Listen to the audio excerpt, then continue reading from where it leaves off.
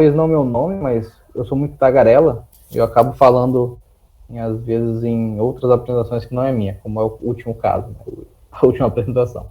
Mas meu nome é Rodolfo, faço parte do GACS desde 2014, e o GACS foi muito importante na minha vida, para fazer física e fazer o que eu estou fazendo agora, que é astronomia, né? Mestrado em astronomia.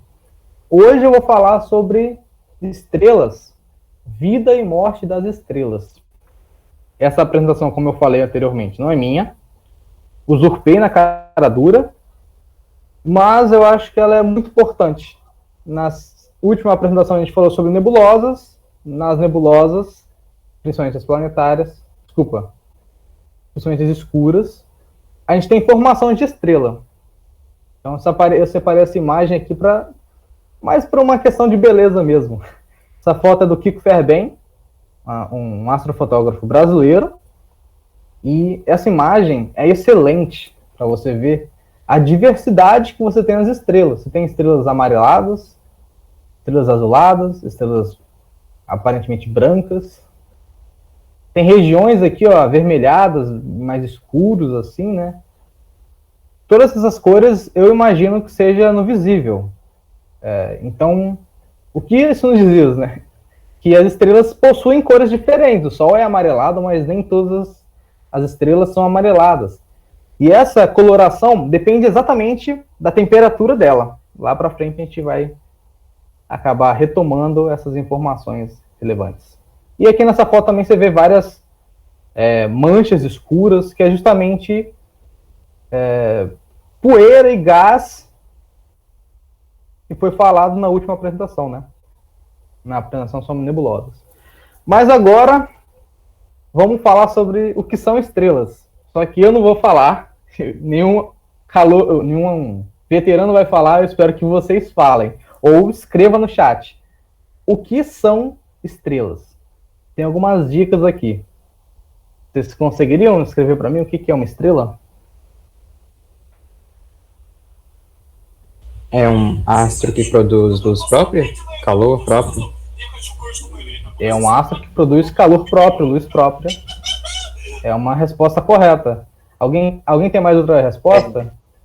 Astros, os quais ocorrem reações de fusão, que é por isso que eles, digamos assim, esquentam e estão sobre altas pressões.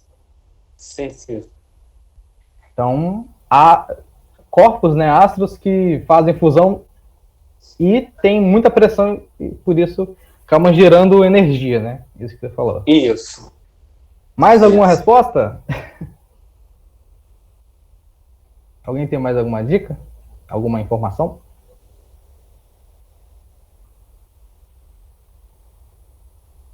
Alguém está escrevendo no chat? Ou não? Eu acho que não.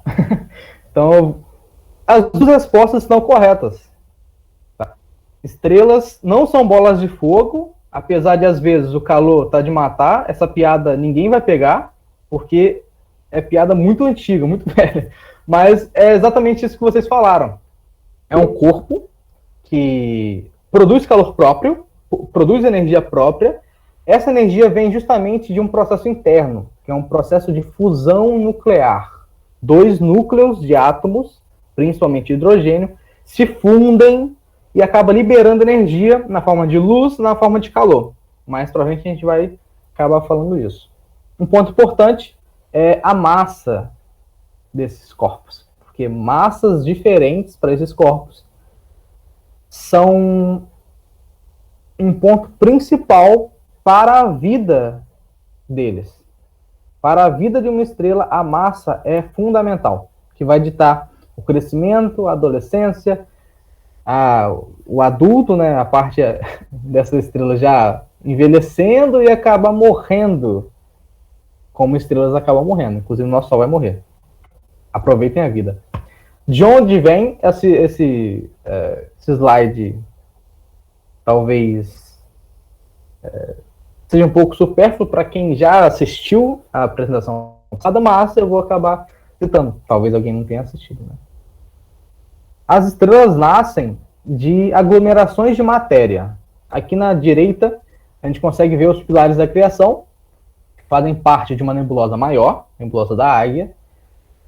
E essas regiões mais escurecidas, que vocês podem ver aqui, né, meio amarronzadas, meio escuras, são regiões de muita matéria, de gás, de poeira e principalmente de hidrogênio, que é o átomo mais leve conhecido, né?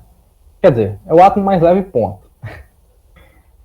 E nessas regiões mais escuras, a gente acaba chamando elas de berçário das estrelas, porque já que você tem uma massa muito concentrada, massa atrai massa. A gravidade é justamente isso. A gravidade é matéria que atrai matéria. Essa massa acaba se aglutinando numa região, quando essa matéria vai caindo, se aglutinando cada vez mais, esse corpo que vai se formando acaba tendo massa suficiente para liberar calor em forma de fusão nuclear, que é o que a gente falou anteriormente. Né? Dois átomos acabam, devido à grande pressão, dois átomos acabam até se fundindo e liberando energia. A partir do momento que ela consegue ter essa queima, que é o que a gente chama de fusão, né?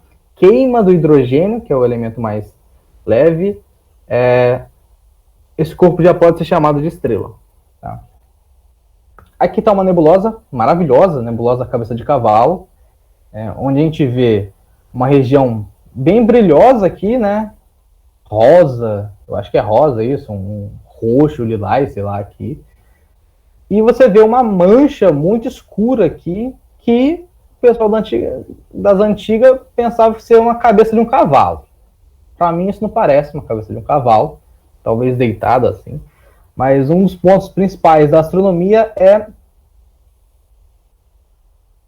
criatividade, né? O pessoal via nas constelações cisnes, via touros, via um guerreiro.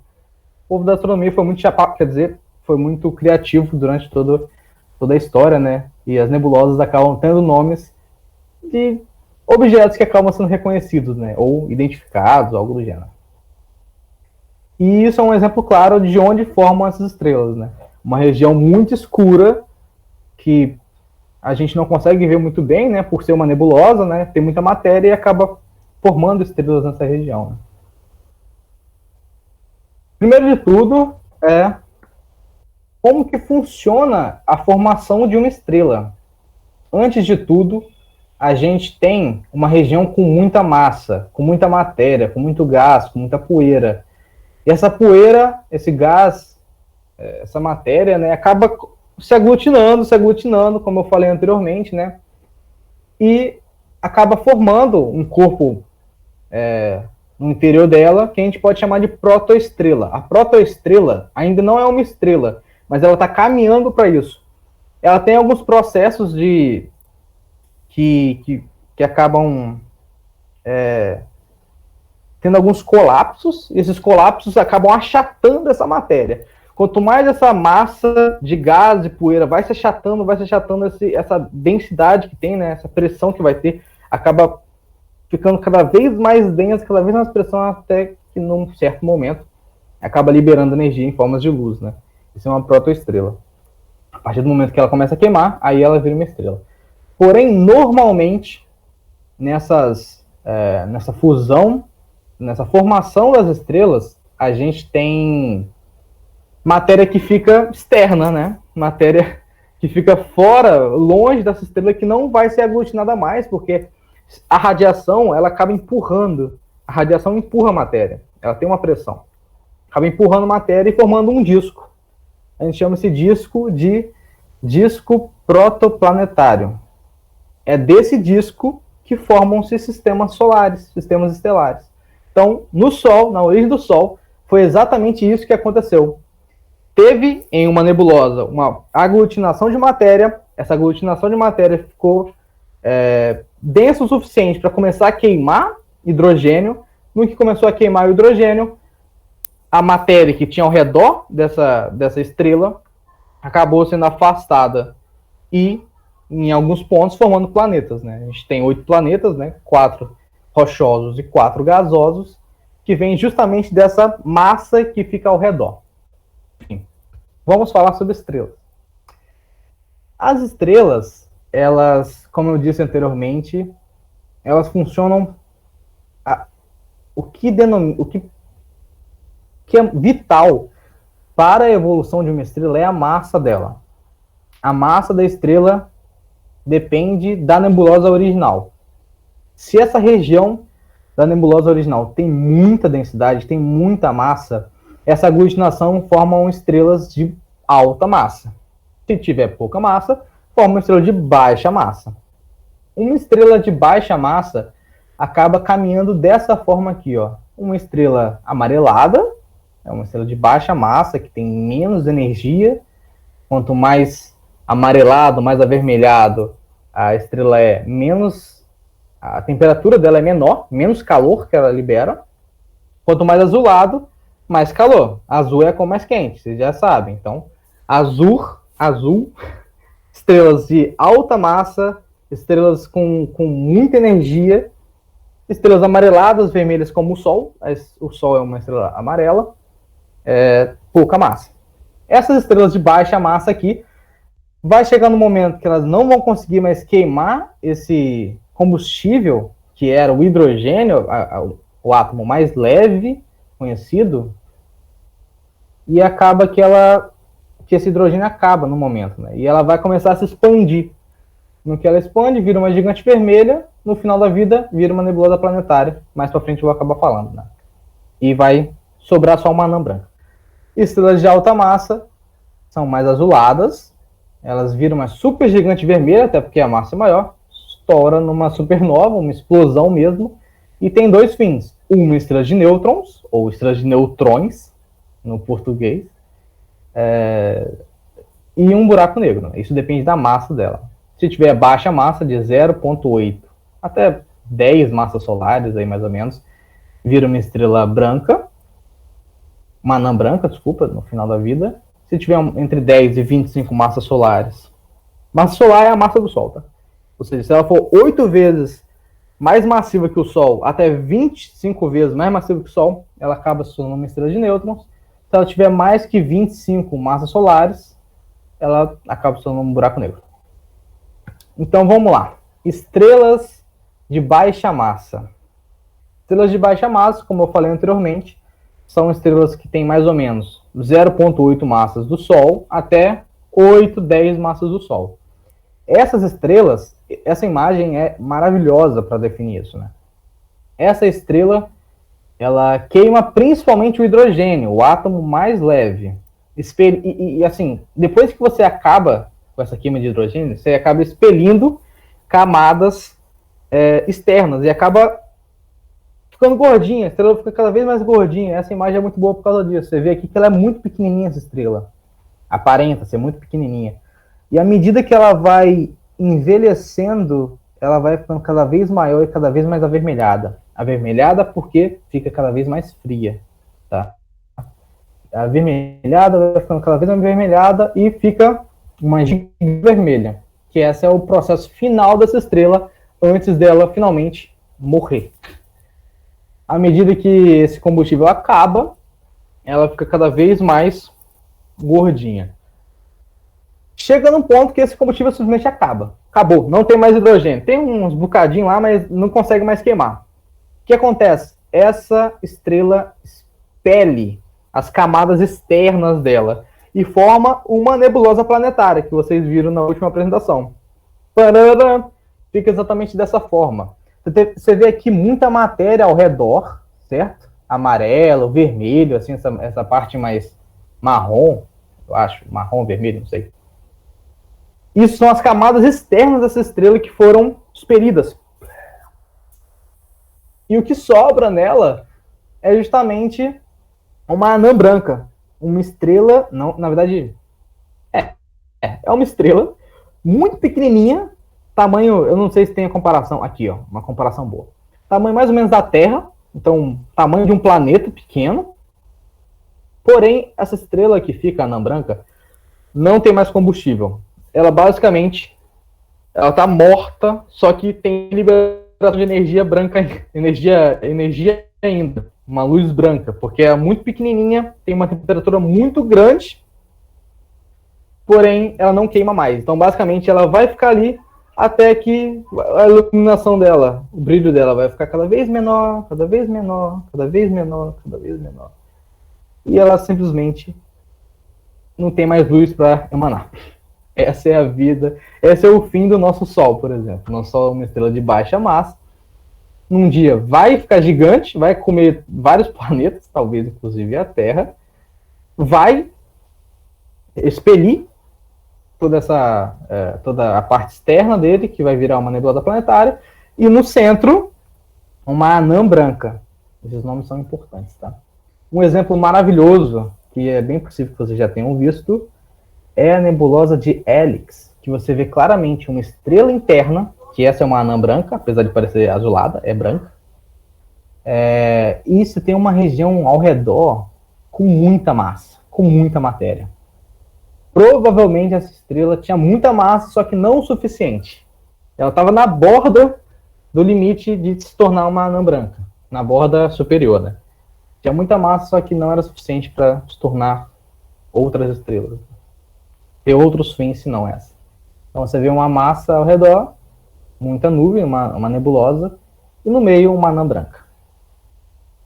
Aqui uma imagem maravilhosa, aquela imagem maravilhosa, né? Vai crescendo, ficando avermelhada, chega no fim, espelha toda a matéria externa e fica uma estrelinha. Esses montes de estrela é estrela de fundo, tá? Só fica uma estrela, que é a anã branca lá no meio. Ué. Tá bom. Evolução de estrelas de massa maior. Essas estrelas de massa maior têm um período de vida similar da estrela de baixa massa, até quase o fim dela.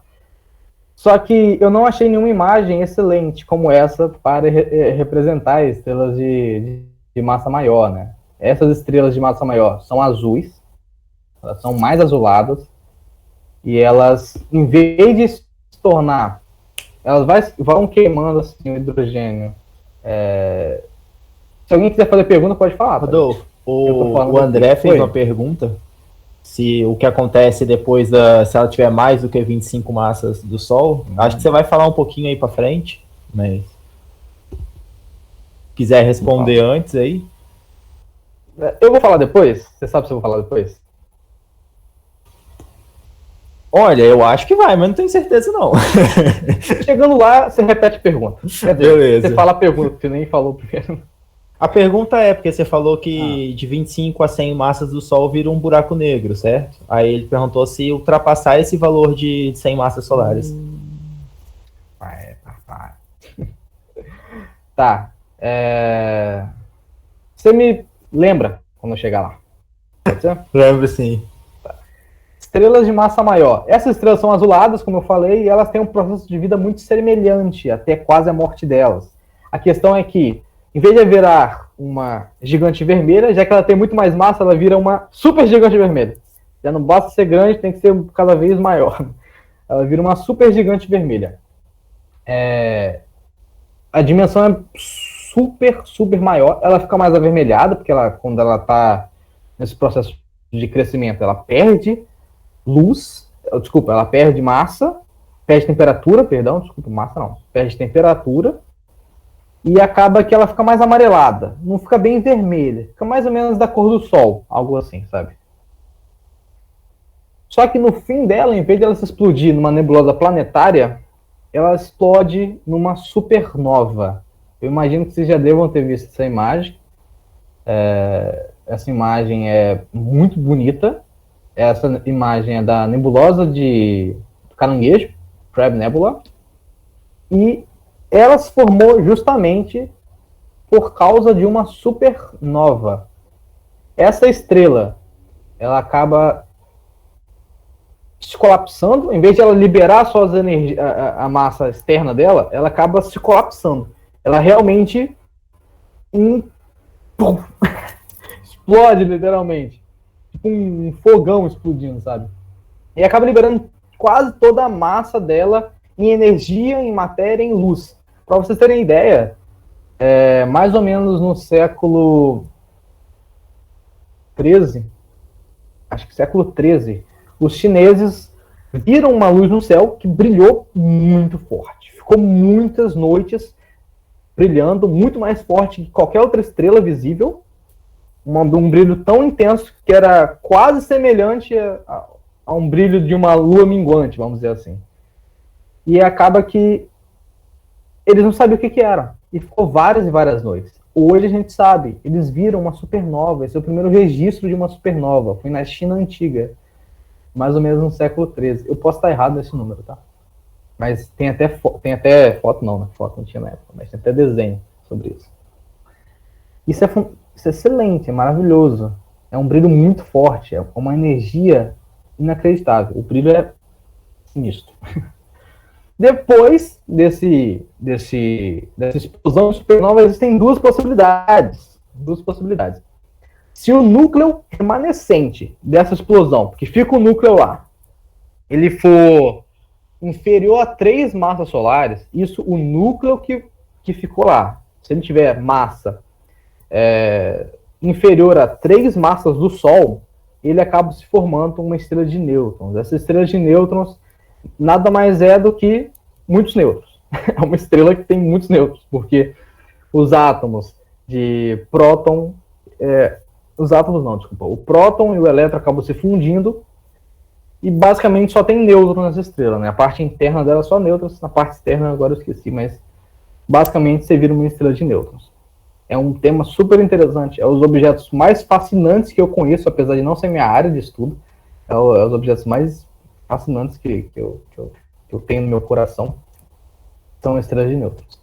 Se tiver mais do que 3 massas solares, esse objeto, essa estrela remanescente, ele acaba se colapsando. A massa, as pressões internas não aguentam a quantidade de matéria que tem, e acaba comprimindo, e se torna um buraco negro. Aí você tem uma imagem maravilhosa desse buraco negro, com os cabelos, né? Tem vários riscos, assim, foto recente de um buraco negro. Então, essas são essas duas possibilidades. Aqui, eu vou falar, eu lembrei agora da parada de mais sem massas solares, né? Tá. Na estrela de nêutrons, você tem que ter mais ou menos de 8 a 25, né? 10 a 25 massas solares. Aí você tem essa massa final dessa estrela superior a 3 massas solares, né? E no buraco negro, se você tiver mais de 25 massas solares no início, quando explode na supernova, essa estrela que fica remanescente, normalmente tem mais de 3 massas solares. E acaba virando um buraco negro. Aqui a gente tem uma imagem muito bonitinha, que eu suponho ser de uma estrela de nêutrons. E vocês podem ver que... Oi, gatinha, tudo bem? Vocês podem ver que você tem um núcleo muito brilhante, né? Um brilho intenso. Você vê vários riscos assim para fora, que parece até... sei lá, várias garras, assim, não sei, e um círculo ao redor. Isso, na verdade, é um efeito devido ao campo magnético desses corpos, né? Se você pode ver nessa imagem, tem evidentemente muito campo magnético.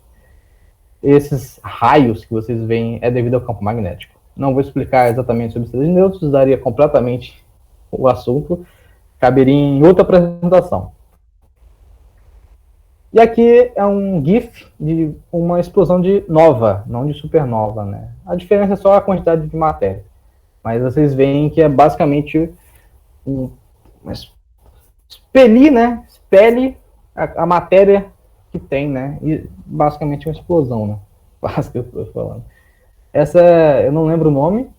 Se alguém quiser me interromper para falar, só falar. Porque toda explosão de supernova também tem um nome, né? Tá. Agora, retomando a parte da massa aqui. Se ela tiver mais do que 100 massas solares, cara, eu realmente eu não tenho exatamente assim. Você espirrou na minha cara, gata. Eu não tenho exatamente essa informação. Pra ser sincero, eu não sei. Se tiver mais que 100 massas solares, essa é a formação da estrela principal. Eu imagino que isso é a suposição. Eu posso trazer na próxima apresentação, né? Na próxima reunião do GACS, eu posso falar sobre isso de novo. Mas eu suponho que se essa estrela tiver mais que 100 massas solares, a origem dela, eu acho que ela se colapsa já desde a origem. Ela não passa toda a vida dela, né? De estrela, supergigante vermelho e supernova. Eu acho que esse limite superior de massa deve ser porque, se você ultrapassar essa massa, a estrela se torna instável e acaba se colapsando desde sua origem, tá? Talvez virando um buraco negro. Eu realmente não sei. Existem outros tipos de buracos negros, não só esses. Tem esses buracos negros supermassivos que ficam no centro das galáxias, que eu não vou falar agora, mas que tem outra origem, não é essa origem. Tem uma outra origem, que talvez seja devido a uma massa muito grande na origem. Não sei. Talvez eu fale isso na próxima. Respondendo a pergunta dele? Eu achei uma informação aqui pode falar. da UFRGS, que a gente geralmente usa como referência, porque eles têm bastante informação no site, que a estrela mais massiva conhecida tem em torno de 140 massas solares. Quanto? 140. 140, superior àquele limite. É o que ele falou. E ela é classificada como supergigante azul. Então tem essa classificação para ela. Putz, verdade! Estrela de Wolf-Rayet. É um nome estranho. Mas tem uma outra possibilidade nesse caminho aí, que é verdade. Quando estrelas têm muita massa, elas se tornam uma estrela de Wolf-Rayet, que é exatamente essas supergigantes azuis. A massa é muito grande, só que os processos físicos e químicos dela é uma coisa de louco. Cabe uma apresentação, não nem de nível de divulgação, cabe uma apresentação muito tensa sobre isso. Acabei de lembrar, tem essas estrelas de Wolf-Rayet, que é um negócio muito absurdo. Louco. Eu vou deixar o link no chat, se alguém quiser olhar depois. Isso, tem bastante coisinha. Tem mais alguma pergunta sobre esse tema? Sobre a questão de buraco negro? Aqui não teve nada por enquanto, não. Beleza. Bom, a gente falou sobre fusão atômica, né? E tem um ponto muito relevante. Pode falar. O que seria o raio de Schwarzschild? É porque eu não sei falar que o nome é Schwarzschild. Ninguém sabe falar. Schwarzschild. Enfim. Deixa eu até sair daqui. Pera aí. Raio de Schwarzschild. Acho que é bom mostrar em uma imagem, né? Tem uma imagem? Enquanto você procura aí, o André, ele falou, então, perguntou se elas não são supermassivas, porém possuem uma massa incrivelmente grande. Elas são, tipo, hipermassivas. Elas são... As estrelas... Elas ultrapassam as supermassivas ali. Mas ainda, eu acho que ainda pode ser classificado como supermassiva também, né? Tanto que que se você vem aqui, uma estrela muito massiva acaba se tornando uma supergigante vermelha, porque ela perde temperatura na hora que você começa a se expandir, né? Se ela se torna uma supergigante azul, quer dizer que ela perdeu temperatura, porém não o suficiente para emitir luz avermelhada. Continua emitindo mais azul. Então a quantidade de matéria dela é algo colossal. Ó, estrela... Eu vi uma aqui, chama Stephenson 2-18. Ela parece grande. Qual Dá uma olhada aí. Stephenson 2-18. Ó, esse aqui é uma supergigante azul. Isso. Desculpa, cara, eu repete de novo. Ou mando no chat. Stephenson 2 é o tracinho 18. 2-18. Isso aí. Rapaz, Pesquisa estrela. Ih, rapaz, que é isso aqui? Não sei não, velho. Vou mandar no chat. Manda aí. Stephenson. Aí, achou aí. Ela é superior ao tamanho da Canis Majoris, que recentemente ela era uma das maiores estrelas conhecidas. Stephenson. Essa aqui, né? 2-18. Isso, achei. Cara, esse tipo de estrela meio que entra em... faz as pessoas entrar em parafuso, porque elas nem deviam existir. é uma aberração elas conseguirem manter um equilíbrio e continuar vivas, tá ligado? E não liberar toda essa energia que tá presa nelas. É muito louco. Olha, você vê que ela é muito vermelha, muito mais vermelha que a Canis Majoris. Provavelmente a estrela que originou essa Stephenson 218, ela era muito azulada. Ela tinha uma energia muito grande, uma massa muito grande. No processo de envelhecimento acabou ficando gigantossáurica, tá ligado? A estrela de Wolf-Rayet parece uma estrela azulada. Aqui, ó, tem até uma outra parada aqui, ó. Eu não sei se vai carregar porque minha internet não é boa. Eu tô transmitindo, né? Mas tem uma outra possibilidade aqui, ó. Que essa estrela é uma estrela de Wolf-Rayet. Que acaba se tornando um buraco negro no final das contas. Mas tem um limite superior aí, eu não sei agora. Tá, respondendo o Schwarzschild. Respondendo a questão de Schwarzschild. O raio de Schwarzschild é um raio teórico que todo corpo tem. Todo corpo que tem massa, vou deixar isso aqui escrito, ó, M aqui de massa, todo corpo que tem massa, inclusive eu, você, qualquer pessoa que está assistindo isso, tem um raio de Schwarzschild associado. O que é o raio de Schwarzschild, o bendito raio de Schwarzschild? O raio de Schwarzschild, ele diz que se um corpo tem matéria, se esse corpo for menor do que esse raio, com essa mesma matéria, ele acaba se colapsando e virando um buraco negro. Não sei se eu me fiz entender, mas vamos pensar numa estrela agora.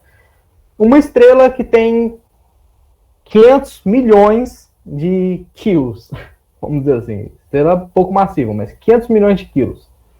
Para ela se tornar um buraco negro, ela deveria ter um raio de 2 centímetros, vamos dizer.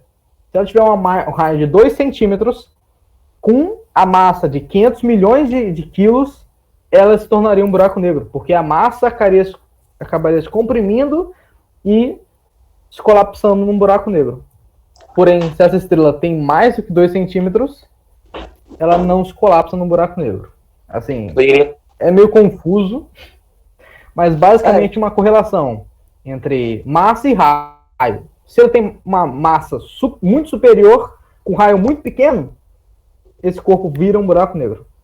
Entende? Digamos que eu posso associar com a ideia de que seria uma grande quantidade de massa em um lugar muito pequeno, que vai causar uma pressão tal que pode resultar num buraco negro. Eu posso usar essa associação? Pode, é exatamente isso. O raio de Schwarzschild é basicamente um limite de tamanho para um corpo com massa. Se ele tiver menos que esse tamanho, ele se colapsa e vira um buraco negro. Entende? Então tem que ser um raio pequeno, uma massa muito grande num lugar pequenininho. E acaba assim. Buraco negro. Entendi. Valeu, cara. Tá. Com essa tese, eu poderia, a partir de uma nebulosa, criar não só uma estrela e um sistema solar, mas também uma galáxia, visto que essa massa colapsaria em um buraco negro supermassivo. A origem dos buracos negros supermassivos, André, ela ainda é um mistério muito grande. Então, dificilmente, a partir de uma nebulosa, você conseguiria criar um buraco negro supermassivo. Talvez com uma conjunção de muitas nebulosas, a gente não sabe muito bem como funciona a origem dos buracos negros supermassivos. Mas, para você formar uma galáxia inteira, partiu de algum ponto de formação de uma estrela, né? Pode ter se formado uma estrela, que acabou se formando outra estrela em algum lugar, outra estrela em algum lugar, essas estrelas foram se juntando e formando uma galáxia. Né? Galáxia nada mais é do que várias estrelas orbitando um ponto em comum, um centro, né, dessa galáxia. Se você ver por esse prisma, de certa forma, a origem da galáxia tem a ver com a origem de uma estrela, que tem a ver com uma nebulosa. Mas de uma nebulosa só, você formar uma galáxia inteira é impossível. Não dá. Só para aproveitar aí que a informação que eu tô lembrando, porque a gente apresentou bem sobre falou um pouquinho sobre a Via Láctea na apresentação na escola lá. A Via Láctea, ela tem cerca de 200 a 400 bilhões de estrelas. Então, para uma nebulosa formar uma constelação é bem complicado, porque não tem nem como ela formar nem um pedacinho ali. o B do LGBT é de bilhões de estrelas, tá ligado? Então, assim, é muita estrela. É muita estrela. Cada galáxia tem bilhões, centenas de bilhões de estrelas. Nossa galáxia não é a maior, entende? Então, assim, para formar uma galáxia, precisa de muitas nebulosas, vamos dizer assim. Não só uma. Tanto é que uma nebulosa está dentro de uma galáxia. Que acaba formando, às vezes, 1, 2, 3, 4 estrelas ali, né? Não forma bilhões. Enfim, vamos retomar a apresentação. Quer dizer, tem alguma pergunta a mais? A continuação é mais filosófica. Olha que então antes de entrar, eu só queria falar um pouquinho do link que o Belbel mandou aqui da URGS, que a URGS, essa parte ali, tem uma parte de Cosmos muito boa. A Maria de Fátima, e junto com o Kepler, ela escreveu um livro que é muito bom, é bem acessível para quem quiser ler, que é o livro do... esse aí mesmo. Tá alugado do IFES, gente. Tá há 2 anos comigo. Eu devo estar com R$5.000 de multa. Esse livro aí, ele é um livro bem interessante. Ele tem umas partes com uma matemática um pouco mais difícil, mas a grande maioria é história e explicando sem passar muito pelas contas. E a parte de conta também, se você não quiser olhar muito, você consegue entender o que está acontecendo. É um livro muito bom para aprender o começo de astronomia. E o mais interessante, o Rodolfo tem aí, ele está emprestado da biblioteca, você tem como comprar, mas esse livro, ele é aberto. Então, se pelo site da URGS ali, você consegue ter o acesso ao livro inteiro. Eu vou até achar e botar o link aqui já também. Manda aí. Para o pessoal que perguntou sobre alguns conteúdos, naqueles grupos que a gente vai fazer no futuro, a gente vai acabar ajudando todo mundo nessa questão. O nome é Astronomia e Astrofísica. Você coloca Astronomia e Astrofísica UFRGS, que é a Universidade Federal do Rio Grande do Sul. Esse livro é um professor de lá. Aqui, ó. Esse é o link que vai direto para a parte de astronomia deles, e ali no final desse link tem os livros, e você pode baixar, acho que a 4ª edição pelo link que tem ali. Ó, abri sem querer aqui, ó, novas e supernovas. Não sei se dá para ver, mas tá escrito novas e supernovas aqui, ó. Aí tem várias coisas escritas, e assim, tem uma parte que nem matemática tem, que é basicamente ele falando sobre os conhecimentos que a gente tem sobre novas e supernovas. Então, assim, é acessível a qualquer idade, desde que você saiba ler. Então, pessoas muito jovens, minha irmã, que está aprendendo a ler agora, não vai conseguir ler, mas vocês, com certeza, sabem. Não conseguir ler.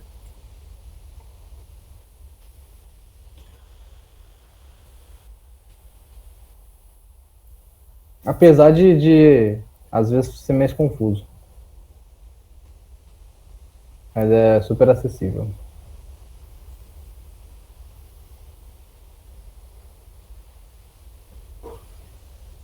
Mais alguma pergunta? Mais alguma coisa? Não, eu ia falar isso mesmo, e eu vou deixar o link do livro direto também aí. Vocês estão vendo aqui na minha tela? Estão vendo minha tela? Então, né? Sim. Aqui, ó. Tem várias coisas legais, tipo, ó, estrutura estrutura do Sol, tá ligado? Seca muito bem aqui, ó, e sem muita matemática, que é excelente. Até assim, às vezes é chato ter muita matemática. Inclusive para quem já tem um certo conhecimento, sabe? Assim. Eu comento a parte da matemática e das contas, porque muitas vezes você abre um livro de astronomia ou coisa assim, tem várias partes que com a parte de equações e matemática, e quando você não tem o conhecimento, porque são ferramentas muitas vezes muito avançadas, que às vezes você está na metade para frente da graduação, aí engenharia, numa física, numa matemática, que não tem essas ferramentas ainda. Então, dependendo do livro que pega, não dá pra gente aí seguir as contas. Então, esse é um livro que dá para você ler sem ter esse ferramental avançado da matemática ainda. Inclusive, eu acho que partes que ele vai usar, a parte mais avançada, ele explica o que significa e em termos mais fáceis, e separa ela. Separa. É tipo, metade do livro você não tem uma conta. Outra metade você tem conta, sabe? Então, assim, leia só a parte que não tem conta, é tipo, super acessível a qualquer pessoa, tá ligado? A qualquer idade, menos a minha irmã, que não sabe ler. Isso é triste. Eu adoraria que ela... Mas ela gosta de ver as figuras. Ela adora ver as figurinhas. Ela adora ficar vendo essas figurinhas desses livros meus aí. Quer dizer, esse não é meu, né? Enfim, vamos continuar lá? Estamos acabando. Aqui. Uma coisa muito relevante na astronomia e que evidencia cada vez mais a importância das estrelas é porque, na verdade, tudo é estrela. Ou uma estrela que não conseguiu ser formada, não teve massa suficiente. Porque, pô, se você parar para pensar, para um planeta existir, precisou existir uma estrela antes. De que forma? Vou explicar para frente. Uma galáxia nada mais é do que várias e várias estrelas orbitando um centro. E uma estrela, que acaba podendo levar a vida também, né? É super importante. Então, tudo na astronomia ou é estrela, ou não teve massa suficiente para se tornar uma estrela, ou são várias estrelas. Mas por que as estrelas são tão importantes assim? Bom, os átomos que a gente conhece vêm das estrelas. Quando eu falei lá sobre a fusão do hidrogênio para formar... Assim, quando eu falei da fusão do hidrogênio para liberar energia, não é só a energia que se libera. São formados outros átomos mais pesados. Então, uma fusão atômica no núcleo dessas estrelas acaba formando átomos mais pesados. O hidrogênio com outro hidrogênio que se fundiram virou hélio, que é um átomo um pouco mais pesado. O hélio com hélio formou outro átomo mais pesado, e assim sucessivamente. E todos os átomos que a gente conhece, o carbono, o oxigênio, o nitrogênio na nossa atmosfera, sabe? O ferro no nosso sangue, o cálcio, o sódio, todos esses átomos foram forjados dentro das estrelas. Então, por isso que a estrela é tão vital. Não existiria planeta se não existissem estrelas antes. Sabe? Porque planeta precisa de núcleo, pelo menos de núcleo. Mesmo os gasosos precisam de um núcleo ferroso. Para formar o ferro, níquel, qualquer outro metal, precisa de uma estrela. Essa pressão e esse calor extremo dentro dessas estrelas acaba formando esses átomos mais pesados. E quando elas morrem, o que elas fazem? Elas explodem. Elas liberam energia, liberam essa matéria que foi forjada dentro dela. Então, uma estrela que antes tinha 99% de hidrogênio, 0,5% de hélio, um negócio assim, quando ela libera essa energia, ela vira uma nebulosa planetária ou uma supernova, que é algo muito mais intenso. E libera toda essa matéria que está dentro dela para o espaço. Eventualmente, essa matéria pode estar dentro de outra nebulosa e formar um outro planeta, uma outra estrela, uma outra estrela, que pode ser orbitado, eventualmente, por um planeta. Nosso Sol tem cerca de 5 bilhões de anos. O universo tem cerca de 13,7 bilhões de anos. Então, nossa estrela não é original. Ela já foi reciclada de várias matérias que já forjaram outras estrelas. A Terra, ela não é original. Ela foi forjada dentro de uma estrela, os átomos que compõem ela, forjado dentro de uma estrela, passou todo esse processo que eu expliquei para você, foi liberada essa energia, essa matéria, que acabou formando a Terra.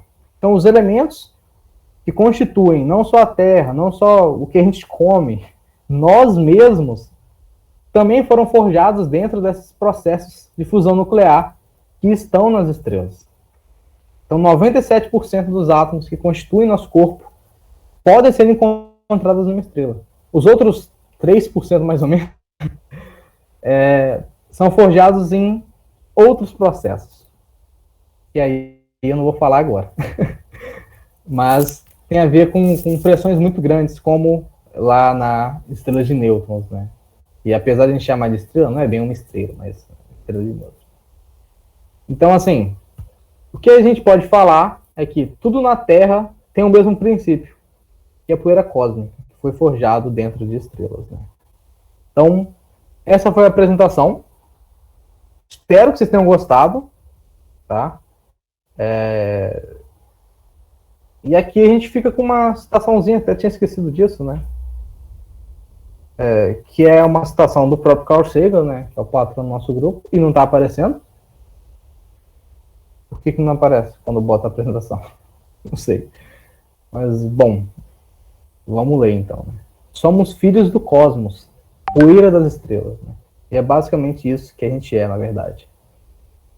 Nossos átomos, tudo que formou a gente está dentro das estrelas. Então, espero que vocês tenham gostado da apresentação. Fica aberta a perguntas, fica aberto a recomendações, fica aberto a críticas, xingamentos, se você não gosta de mim, não sei. O Gabriel mandou, somos restos de poeira das estrelas. A gente é a rapinha, assim, ó, que sobrou do que a Terra usufruiu, do que o Sol usufruiu, do que uma estrela antes do Sol usufruiu, que foi originado numa estrela muito antes. Então a gente é a rapa do resto da poeira. Bom, é isso, gente. Se alguém quiser fazer um comentário, pode ficar à vontade aí.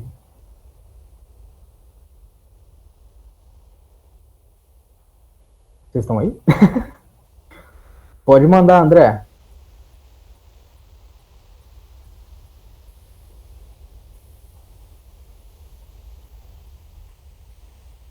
Tá. O André está digitando a pergunta. E, de certa forma, isso também é uma questão filosófica, se você parar para pensar, né? Ou a gente é feito dentro de corpos que são gigantossáuricos. Corpos que brilham, que são responsáveis por nossa vida.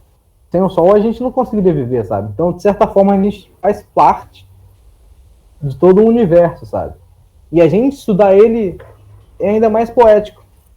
É como se a criação estivesse estudando, né, o Criador. Isso aí você pode pensar numa questão religiosa, numa questão de Deus, ou numa questão só de universo em si, né? É possível fazer mineração espacial. Infelizmente cara. Infelizmente Gabriel.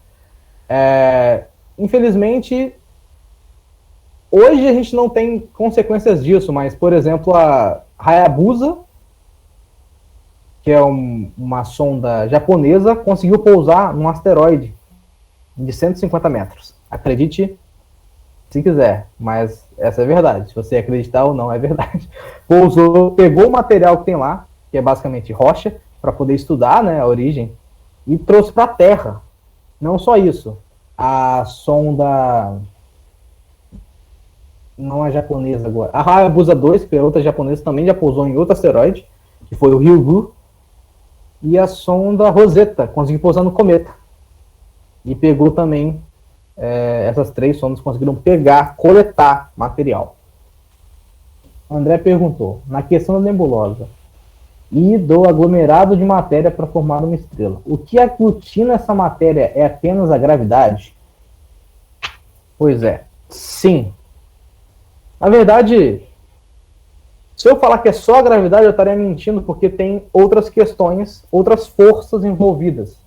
São forças eletromagnéticas, forças entre os núcleos, né? Força forte, força fraca. Mas aí, para você saber sobre essas forças, tem que estudar muito mais, né?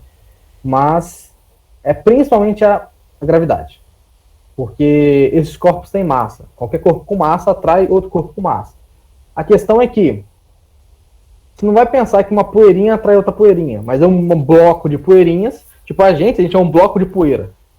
Um bloco de poeira pode atrair outro bloco de poeira. Obviamente que a gente se atrai um pelo outro, mas é por uma questão romântica. Mas assim, se esse bloco for muito grande, tipo um bloco de poeira do tamanho de Mercúrio, um planeta, sabe?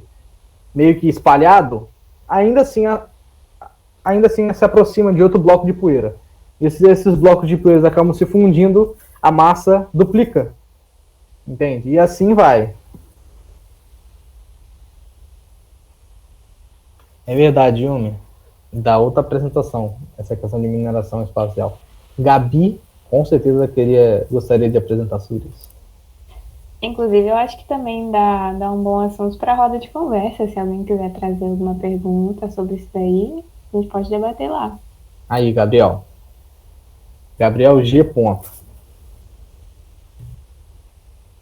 Aí a gente vai responder nos próximos capítulos. E aí, gente, vocês gostaram? Eu fui muito acelerado. O dia foi muito corrido para mim. Eu tô um pouco com adrenalina aqui. Falei alguma besteira. Maria Antônia Carminati. É italiano, Carminati, né? Muito bom, foi incrível. Dani, você tá aqui, Dani. Olha só. Ana Luzia falou que foi ótimo. É nóis que tá, velho. Bom, você já encerrou a gravação, ô Yumi?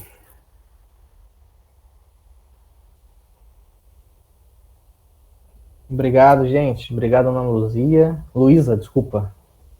Eu lembrei de Lost. Ana Lucia. Ana Luísa, Bruna Fernandes. Obrigado, André. Traz a pergunta de novo na roda de conversa. Isso aí. Manda aí.